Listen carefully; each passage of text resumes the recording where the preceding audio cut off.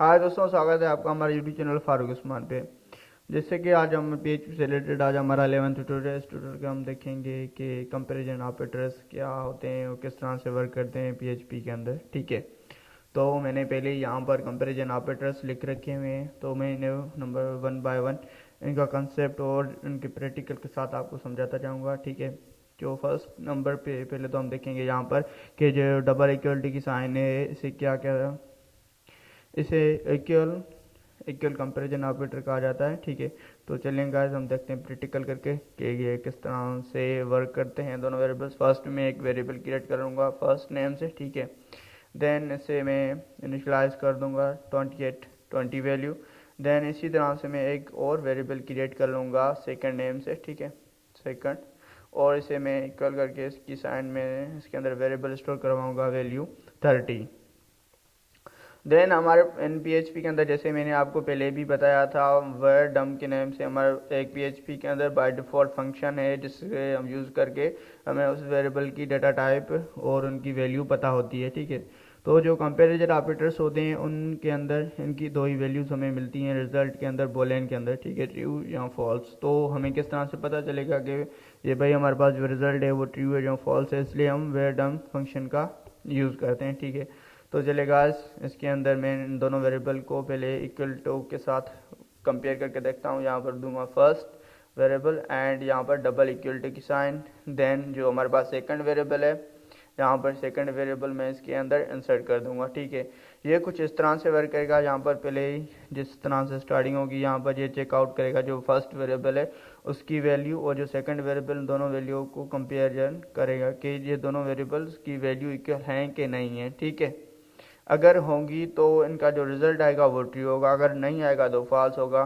तो हमारे केस में जो फर्स्ट वेरिएबल है इसकी वैल्यू है 20 एंड जो हमारे पास सेकंड वेरिएबल है उसकी वैल्यू है 30। तो अगर आप ही देख लें खुद ही। ठीक है, तो जो 20 होता है 20 30 के बराबर है, यहाँ बिल्कुल नहीं है क्योंकि 20 कम है और जो 30 है वो ज़्यादा है। तो इस केस में जो हमें रिज़ल्ट मिलेगा वो फॉल्स मिलेगा। यहाँ पर मैंने ऑलरेडी इस फाइल को ओपन किया हुआ है, इसे मैं रिफ्रेश करूँगा तो ये देखिए हमारे पास रिजल्ट क्या आ गया, फॉल्स आ गया। ठीक है, ये कुछ इस तरह से वर्क कर रहा है जो फर्स्ट में इस वेरिएबल फर्स्ट वेरिएबल की और देन इसके बाद यहाँ पर जो आपने कंपेटर ऑपरेटर्स लगाए हैं कंपेरिजन ऑपरेटर्स इक्वल। इक्वल का मतलब होता है दोनों जैसे ये दोनों वेरिएबल्स की जो वैल्यू इक्वल होगी, सेम होगी, बराबर होगी, तभी ये ट्रू में रिजल्ट आपको मिलेगा। यहाँ पर मैं आकर जो फर्स्ट वेरिएबल की वैल्यू 30 कर रहा हूँ और सेकंड की भी 30 है, तो अब इस केस में इन दोनों की वैल्यू बराबर हो गई तो हमारे पास रिजल्ट क्या आएगा, ट्रू आएगा। ठीक है, ये देखिए मेरे पास रिजल्ट ट्रू आ गया। देन इसके बाद हम देखते हैं जो हमारे पास सेकंड ऑपरेटर है यहाँ पर ट्रिपल इक्वल टू। ठीक है, अगर इससे पहले मैं यहाँ पर आपको अगर एन इक्वल टू की साइन कंपेयर ऑपरेटर के अंदर मैं आपको बताऊँ तो ये देखें जो फर्स्ट वेरिएबल है मेरे पास फर्स्ट नेम का उसके जो उसका डेटा टाइप है वो मैंने एक इंटीजर कर दिया है इंटीजर, और जो सेकंड है सेकंड के अंदर जो डेटा टाइप है वो सेकंड के अंदर हमारे पास इंटीजर डेटा टाइप है और जो फर्स्ट है हमारे पास उसके अंदर मैंने स्ट्रिंग डेटा टाइप पास कर दिया क्योंकि जैसे आप इंटीजर को डबल कोट्स के अंदर देते हैं तो वो एक स्ट्रिंग मतलब कि वे डेटा टाइप माना जाता है। तो इस केस में अगर मैं इक्वल टू कि कंपैरिजन ऑपरेटर के अंदर मैं इसे अगर रिफ्रेश करूँ तो हमारे पास रिजल्ट ट्रू आएगा क्योंकि ये सिर्फ डेटा टाइप्स को चेक नहीं कर रहा, ये इन दोनों को वैल्यू को कंपेयर कर रहा है कि इन दोनों की जो वैल्यू है वो बराबर है कि नहीं है। ठीक है, लेकिन बट जो हमारे पास आइडेंटिकल ऑपरेटर होता है यहाँ पर ट्रिपल इक्वलिटी की जैसे मैं साइन दूंगा तो ये दोनों एन वेरिएबल्स की वैल्यू और उसके साथ उसकी जो डेटा टाइप है उसे भी चेकआउट करेगा कि इन दोनों वेरिएबल्स फर्स्ट में ये चेकआउट करेगा ये दोनों जैसे हमारे पास इक्वल टू के वेरिएबल्स हैं ये दोनों चेकआउट करेंगे इन दोनों की वैल्यू बराबर है कि नहीं है। ठीक है, ये फर्स्ट स्टेटमेंट तो ट्रू हो गई, हाँ भाई इन दोनों की जो डेटा टाइप है उन दोनों की इन दोनों वेरिएबल्स की जो वैल्यू है वो इक्वल है। लेकिन जैसे आप थर्ड पे ये आएगा यहाँ पर ये चेकआउट करेगा जो इसके अंदर ये दोनों जो वेरिएबल्स हैं इन दोनों वेरिएबल्स के अंदर जो डेटा टाइप्स हैं वो दोनों सेम ही है, इंटीजर हैं। ठीक है ना, लेकिन ये हमारे पास जो फर्स्ट वेरिएबल है उसके अंदर डेटा टाइप अब स्ट्रिंग है और जो सेकंड वेरिएबल हमारे पास उसके अंदर डेटा टाइप हमारी एक इंटीजर है। तो ये दोनों ट्रू नहीं है, उन दोनों की कंडीशंस ट्रू नहीं है, फॉल्स है, तो यहाँ पर अगर मैं आपको यहाँ पर चेकआउट कराऊँ तो ये हमारे पास फॉल्स रिजल्ट आएगा, क्योंकि जैसे ही आप अपने किसी भी इंटीजर वैल्यू को डबल कोट्स के अंदर देते हैं वो, तो वो एक स्ट्रिंग बन जाता है। ठीक है, अगर अब मैं इसे अब रिफ्रेश सेव करके मैं दिखाऊं, दोनों मैंने यहाँ पर इसकी कमेंट्स डबल कोट्स हटा दिए, तो ये इन दोनों की अब वेरिएबल्स की जो डेटा टाइप है वो सेम है, इंटीजर है, तो इस केस में अब हमारे पास जो रिज़ल्ट आएगा वो ट्रू आएगा। ठीक है, ट्रू आएगा, ये अगर मैं यहाँ पर दिखाऊँ तो ये देख लें ट्रू आएगा। ठीक, अगर यहाँ पर मैं इनकी रिजल्ट कम कर दूँ, 10 कर दूँ फर्स्ट वेरिएबल की वैल्यू, और जो सेकंड वेरिएबल है उसकी वैल्यू मैं 30 कर दूँ, तो इस केस में हमारे पास रिजल्ट फॉल्स आएगा। क्यों फॉल्स आएगा? बट ये स्टार्टिंग में ये फर्स्ट यहाँ पर ये दोनों जो इक्वल टू की साइन है, ये इक्वल टू के ऑपरेटर्स मतलब कि चलेंगे, चेकआउट होंगे। जैसे ही इंटरप्रेटर आएगा इन दोनों की वैल्यू को चेकआउट करेगा, ये देखेगा जो फर्स्ट वेरिएबल है, आप उस वेरिएबल की जो वैल्यू है वो 10 है, और जो सेकंड वेरिएबल है उसकी वैल्यू 10 मतलब कि 30 है। ये स्टेटमेंट तो फॉल्स हो गई। ठीक, देन इसके बाद यहाँ पर आएगा थर्ड जो ऑपरेटर हमारे पास, जिसे हम आइडेंटिकल ऑपरेटर कहते हैं, वो इन दोनों को चेकआउट करेगा, इनकी डेटा टाइप तो उनकी सेम है, लेकिन जो इन दोनों का वैल्यू है वो इक्वल नहीं है, तो इस कंडीशन में भी हमारे पास रिजल्ट फॉल्स ही आएगा। तो ये देखें हमारे पास कंडीशन में रिजल्ट क्या आ गया, फॉल्स आ गया। ठीक, देन हम देखते हैं जो हमारे पास थर्ड नंबर पे जो हमारे पास कंपेरिजन ऑपरेटर है वो नॉट इक्वल टू। जो नॉट इक्वल टू होता है इसका मतलब ये कुछ इस तरह से वर्क करता है। यहाँ पर मैं इसे यहाँ से रिमूव कर दूँ, और नॉट इक्वल टू ये बोल रहा है भाई जो फर्स्ट वेरिएबल है, जो फर्स्ट वेरिएबल आपके पास है उसके वो सेकंड वेरिएबल से मतलब कि उसके बराबर नहीं है। ठीक, हाँ बिल्कुल, क्योंकि जो फर्स्ट वेरिएबल है उसकी जो वैल्यू है वो 10 है, और जो सेकंड वेरिएबल है आपके पास उसकी वैल्यू 30 है, तो हाँ बिल्कुल ये इसके बराबर नहीं है। ठीक, अगर मैं इसे ब्राउज़र पे ओपन करूँ तो हमारे पास रिजल्ट क्या आना चाहिए, ट्रू आना चाहिए। ठीक, ट्रू आ गया हमारे पास। अगर यहाँ पर इस केस में यहाँ पर मैं फर्स्ट वेरिएबल के अंदर इसकी वैल्यू भी 30 कर दूँ, और सेकंड वेरिएबल की भी रिजल्ट जो हमारे पास वैल्यू है वो 30 है, बट इस केस में तो अगर हम इक्वल टू के अंदर करते तो हमारे पास रिजल्ट क्या आता, ट्रू आता। लेकिन यहाँ पर हमारे पास रिजल्ट अब फॉल्स आ गया, क्योंकि ये बोल रहा है भाई जो आपके पास फर्स्ट वेरिएबल है और जो सेकंड वेरिएबल, इन दोनों वेरिएबल एक दूसरे के बराबर नहीं है। लेकिन ये स्टेटमेंट तो रॉन्ग है, क्योंकि फर्स्ट वेरिएबल और सेकंड वेरिएबल इन दोनों की वैल्यू बराबर है, 30 है, तो ये स्टेटमेंट भी रॉन्ग हो गई। तो हमारे पास रिजल्ट क्या आना चाहिए, फॉल्स आना चाहिए। तो ये देख लें फॉल्स रिजल्ट हमारे पास आ गया। ठीक, देन इसके बाद यहाँ पर हम आ जाएंगे अपने पास जो फोर्थ स्टेटमेंट है हमारे पास, नॉट इक्वल टू। ये लेस देन और ग्रेटर देन की साइन आप एक साथ अगर यूज़ कर रहे हो, यहाँ पर कंपेरिजन करवा रहे हो, तो ये भी नॉट इक्वल टू की तरह ही वर्क करेगा, क्योंकि यहाँ पर ये बोल रहा है भाई ये दोनों एक दूसरे के बराबर नहीं है। लेकिन ये स्टेटमेंट तो रॉन्ग है, ये दोनों एक दूसरे के बराबर हैं, तो हमारे पास रिजल्ट क्या आएगी, फॉल्स आएगी यहाँ पर भी। ठीक है, ये भी आपका क्लियर हो गया। देन जो इसके बाद हमारे पास थर्ड नंबर पे हम आ रहे हैं, फिफ्थ नंबर पे जो हमारे पास नॉट इक्वल टू, और देन इसके बाद डबल इक्वल टू की साइन है, ये नॉट आइडेंटिकल, इसके साथ ये इसकी डेटा टाइप को भी कंपेरिजन करता है। ठीक, नॉट इक्वल टू यहाँ पर आकर मैंने इसको कुछ इस तरह से दे दी, तो ये कुछ इस तरह से वर्क करेगा कि जैसे ये फर्स्ट स्टार्टिंग वाले वेरिएबल्स स्टार्ट मतलब ऑपरेटर्स ये चेकआउट होंगे, ये ठीक है, जैसे ये चेकआउट होंगे तो ये बोल रहा है भाई जो फर्स्ट वेरिएबल है और जो सेकंड वेरिएबल है दोनों एक दूसरे के बराबर नहीं है। ठीक, लेकिन जहाँ पर जो थर्ड स्टेटमेंट हमें मिल रही है इसके अंदर ये दोनों इन वेरिएबल्स, इन जो डेटा टाइप्स हैं, इन दोनों डेटा टाइप्स की इंटीजर्स को मतलब कि इन डेटा टाइप्स को चेकआउट करेगा, इन दोनों वेरिएबल्स को। लेकिन इस केस में जो फर्स्ट वेरिएबल है हमारे पास उसका डेटा टाइप इंटीजर है और सेकंड का भी इंटीजर है, लेकिन यहाँ पर ये स्टेटमेंट कुछ फॉल्स हो रही है, क्योंकि अपोजिट इसके काम करेगी। ये बोल रहा है भाई इन दोनों की वैल्यू भी बराबर नहीं, वो जो इन दोनों के डेटा टाइप्स हैं वो भी बराबर इक्वल मतलब सेम नहीं है। तो इस कंडीशन में हमारे पास रिजल्ट क्या आएगा, हमारे पास रिजल्ट आएगा फॉल्स। ठीक है, बट यहाँ पर अगर मैं फर्स्ट वेरिएबल हमारे पास है, अगर मैं उसकी डेटा टाइप चेंज कर दूँ, इंटीजर कर दूँ, तो इस केस में हमारे पास रिजल्ट ट्रू आएगा, क्योंकि ये अपोजिटिव काम करता है, नॉट इक्वल टू। ये बोल रहा है भाई यहाँ पर जो फर्स्ट वेरिएबल है उसकी मतलब जो डेटा है वो भी बराबर नहीं है, और जो उसकी उसके बाद उसके अंदर जो डेटा टाइप आप डेटा और डेटा टाइप स्टोर करवा रहे हो वो दोनों भी सेम नहीं है, क्योंकि जो सेकंड ये स्टेटमेंट ट्रू और एक इस तरह से ये कुछ वर्क करेगी।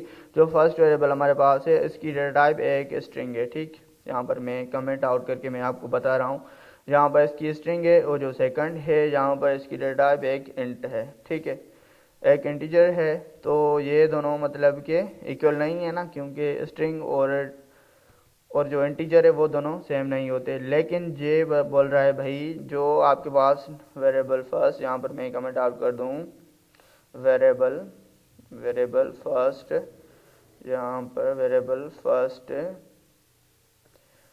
First is not equal to and not has same data type, ठीक है, डेटा टाइप। तो ये स्टेटमेंट बिल्कुल फॉल्स है, क्योंकि ये बोल रहा है भाई जो आपके पास फर्स्ट वेरिएबल है उस वेरिएबल की जो सेकंड वेरिएबल आपके पास अवेलेबल है इन दोनों की डेटा टाइप्स भी चेंज हैं, ठीक है। ये जो लास्ट स्टेटमेंट होगी वो ट्रू हो रही है, लेकिन जो स्टार्टिंग वाली है इन दोनों की वेरिएबल्स ये बोल रहा है इन दोनों की वैल्यू बराबर नहीं, तो ये स्टेटमेंट रॉन्ग वाली, मतलब कि ये स्टेटमेंट यहाँ पर फॉल्स हो रही है। तो इस केस में हमारे पास रिजल्ट क्या आएगा, हमारे पास रिजल्ट आना चाहिए ट्रू, क्योंकि इनकी जो लास्ट है हमने इन दोनों की डेटा टाइप्स जो थी चेंज कर दी हैं। तो इस कंडीशन में इनकी मतलब कि स्टेटमेंट ये ट्रू हो रही है, तो हमारे पास रिजल्ट भी ट्रू आ रहा है कुछ इस तरह से, ठीक है।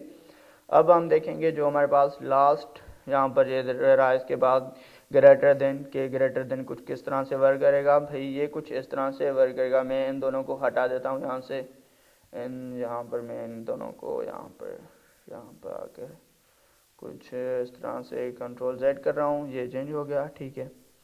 तो यहाँ पर भी आकर मैं इनकी डेटा टाइप्स भी इंटीजर कर दूँ, ठीक है। तो मैंने यहाँ से इन दोनों को रिमूव कर दिया। ये बोल रहा है भाई जो आपके पास फर्स्ट वेरिएबल है इसकी वैल्यू भी मैं दे रहा हूँ 30 और जो सेकंड है वो उसकी भी 30 दे रहा हूँ। जैसे ये ग्रेटर देन बोल रहा है भाई जो आपके पास फर्स्ट वेरिएबल है, फर्स्ट वेरिएबल, ठीक है, फर्स्ट वेरिएबल इज भाई greater than second variable, second variable. तो भाई आप ही अगर यहाँ पर देख लें जो 30 होता है 30 के तो बराबर होता है ना, वो ग्रेटर देन कैसे हुआ, यहाँ पर जो फर्स्ट वेरिएबल हमारे पास की वैल्यू जो है वो 30 है और जो सेकंड वेरिएबल है वो हमारे पास की भी जो वैल्यू है वो 30 है।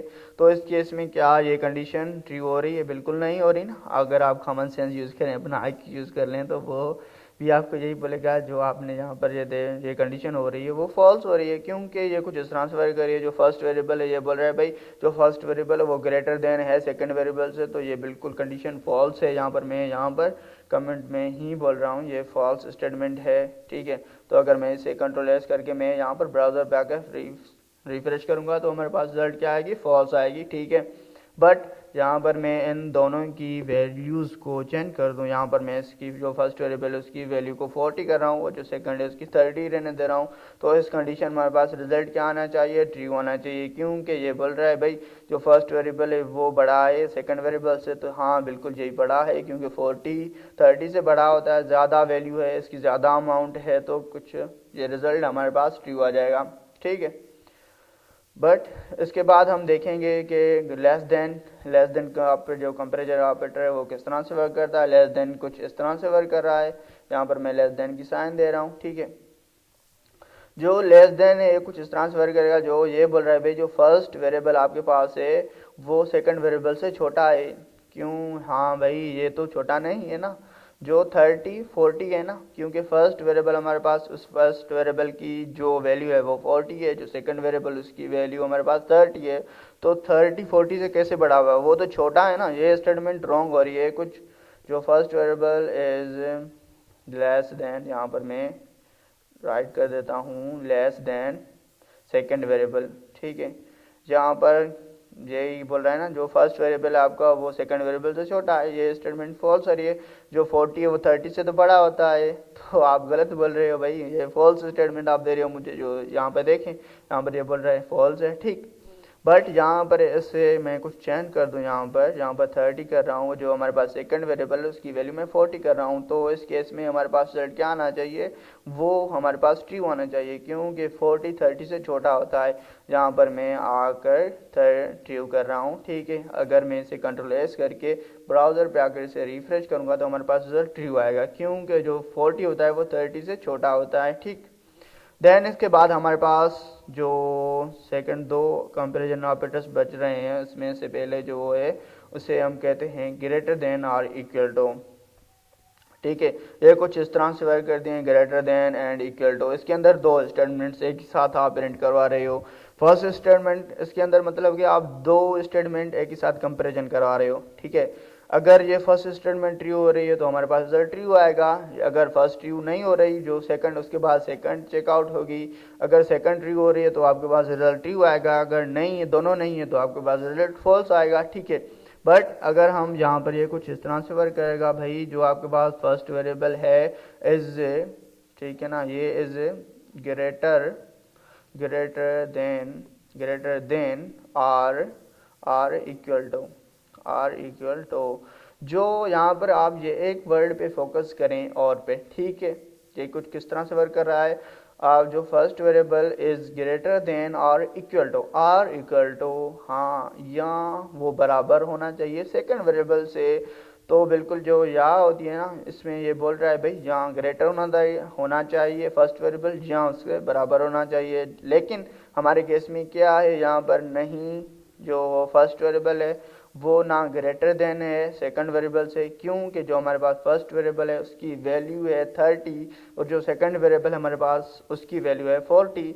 तो ये जो हमारे पास फर्स्ट स्टेटमेंट थी वो तो रॉन्ग हो गई, क्योंकि ये ग्रेटर, जो फर्स्ट वेरिएबल है वो सेकंड वेरिएबल से ग्रेटर देन नहीं है। तो यहाँ पर जो फर्स्ट वेरिएबल ग्रेटर देन की कंपेरिजन थी वो रॉन्ग हो गई। अब उसके बाद सेकंड जो हमारे पास हम कंपैरिजन करवा रहे थे इक्वल टू को, अब वो चेक होगा। तो अगर हम यहाँ पर देख लें, जो फर्स्ट वेरिएबल उसकी वैल्यू 30 है और सेकंड की 40 है, तो ये भी रॉन्ग स्टेटमेंट हमारे पास हो रही है, क्योंकि जो फर्स्ट वेरिएबल है उसकी 30 है और जो सेकंड है उसकी 40 वैल्यू है, तो 30 और 40 इक्वल तो नहीं है ना, कितना इन दोनों में डिफरेंस है। तो ये भी स्टेटमेंट हमारे पास क्या रिजल्ट आएगी, फॉल्स रिजल्ट आएगा इसका, ठीक है। यहाँ पर मैं कर रहा हूँ फॉल्स, तो मैं इसे कंट्रोल एस करके मैं अगर आपको दिखाऊं तो हमारे पास रिजल्ट आ गया फॉल्स, ठीक। बट इस केस में अगर हम कुछ इस तरह से कर दें, जो हमारे पास फर्स्ट वेरिएबल इसकी 40 वैल्यू कर रहा हूं, जो थर्ड है उसकी सेकंड वेरिएबल की मैं 30 कर रहा हूं, तो इस केस में हमारे पास फर्स्ट स्टेटमेंट ट्रू हो जाएगी, क्योंकि हाँ भाई बिल्कुल जो फर्स्ट वेरिएबल है आपका वो ग्रेटर देन है सेकंड वेरिएबल से। तो यहाँ पर फर्स्ट ही स्टेटमेंट हमारी ट्रू हो गई, तो उसे सेकंड स्टेटमेंट चेक करने का मतलब सेकंड जो ऑपरेटर उसे कंपेरिजन करने का टाइम ही नहीं मिलेगा, उसे करवाने की ज़रूरत ही नहीं होगी, क्योंकि हमारे पास रिजल्ट ट्रू आ गया। तो अगर मैं इसे यहाँ पर आपको दिखाऊँ तो हमारे पास रिजल्ट सक्सेसफुली ट्रू आ गया, ठीक है। लेकिन अगर हम इस तरह से कुछ करते हैं, यहाँ पर आकर मैं बोल रहा हूँ 10 एंड हेयर इज 10, टेक।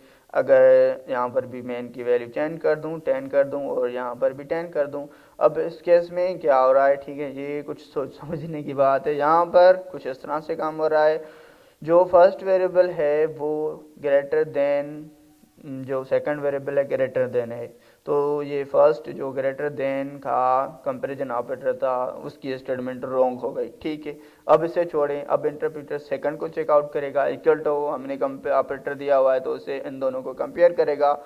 हाँ भाई ये चेकआउट करेगा जो फर्स्ट वेरिएबल आपके पास है, हाँ यार उसकी तो 10 वैल्यू है, जो सेकंड वेरिएबल है हाँ भाई इसकी भी तो 10 वैल्यू है, तो ये इन दोनों की वैल्यू तो सेम हो गई, मतलब ये दोनों इक्वल हो गए। तो हमारे पास रिजल्ट क्या देगा भाई, हमारे पास रिजल्ट देगा ट्रू, ठीक है, क्योंकि ये जो सेकंड कंपैरिजन ऑपरेटर था उसकी रिजल्ट हमें मिल गई, ट्रू मिल गई सक्सेसफुली, तो हमारे पास रिजल्ट आ जाएगा ट्रू, ठीक है। ये देखें ट्रू आ गया। अब हम इसके बाद क्या करते हैं, जो हमारे पास लास्ट बच रहा है यहाँ पर less than or equal to, वो किस तरह से वर्क करेगा, वो भी कुछ इस तरह से ही वर्क करता है, less than or equal to. यहाँ पर मैं चेंज कर दूँ, यहाँ पर मैं कर रहा हूँ लेस देन